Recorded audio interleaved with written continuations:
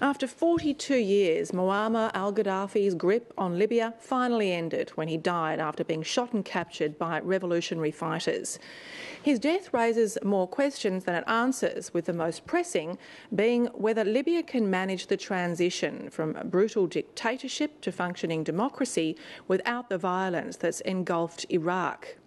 Jeff Thompson looks back on the life of the man who was once the West's public enemy #1, and a warning: the story contains graphic images that some viewers may find disturbing. From the sands of Sirte to the streets of Sydney, this is a day Libyans feared would never come. We never thought that this day will happen. It's very great relief. It's like you was in huge pain in your body and suddenly everything is gone, you know. It is a great moment, so I can't express what I feel now. I think it is a great victory, something unbelievable. But for a man who once declared himself the King of Kings, it was a horrible and humiliating end.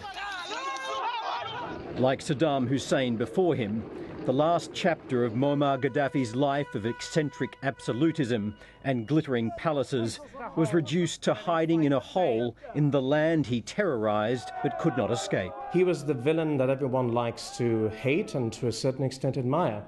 And one of those things was that he was almost like an operatic figure. He almost strode the stage in a manner that was both admirable and loathsome. He dressed flamboyantly, he projected himself flamboyantly, he was a creature of theatre. I suppose what's surprising is the sense of how, in the end, he did die, because, of course, many individuals in his position in the past have actually fled when given a chance, but he was Libyan through and through. Always ready to exploit his tribal roots and birth in a Bedouin tent, Gaddafi was a 27-year-old lieutenant when he overthrew Libya's monarchy in 1969, inspired by the nationalist military takeover in neighbouring Egypt. He immediately embarked on a tricky and often treacherous dance with the West, shutting down foreign military bases and extracting hefty profits from oil. He started wars and began acquiring weapons of mass destruction, with varying degrees of success. The increasingly flamboyant dictator brutally crushed all political alternatives, hunting down and killing dissenters both at home and abroad. Throughout the 70s and 80s, Gaddafi pursued terrorism against Western targets, from giving explosives to the Irish Republican Army, to a machine gun attack on London protesters, to the audacious destruction of Pan Am Flight 103 over Lockerbie in 1988, which left 270 people dead. Acts like the Pan Am bombing were essentially acts directed against frightening and targeting the West. Initially, the West wasn't quite too sure how to handle Libya.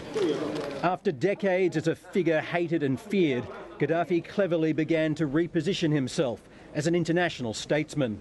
The reality was that he was a formidable voice when it came to speaking about African issues. It was a complicated voice, and many members of the African Union, which he headed in 2009, were unsure where to go with Gaddafi, as indeed was everybody. But Gaddafi, and there's no question about this, did place the continent in a broader sense and North Africa in a more specific sense on the map.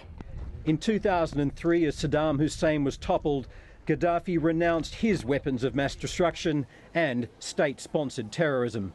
Gaddafi then became quite appealing to the West, and you have to remember, he always came across as an anti-fundamentalist, this is anti-Muslim fundamentalist figure, so he was in that sense very appealing to Western powers who were fighting, for instance, such terrorist groups as Al-Qaeda.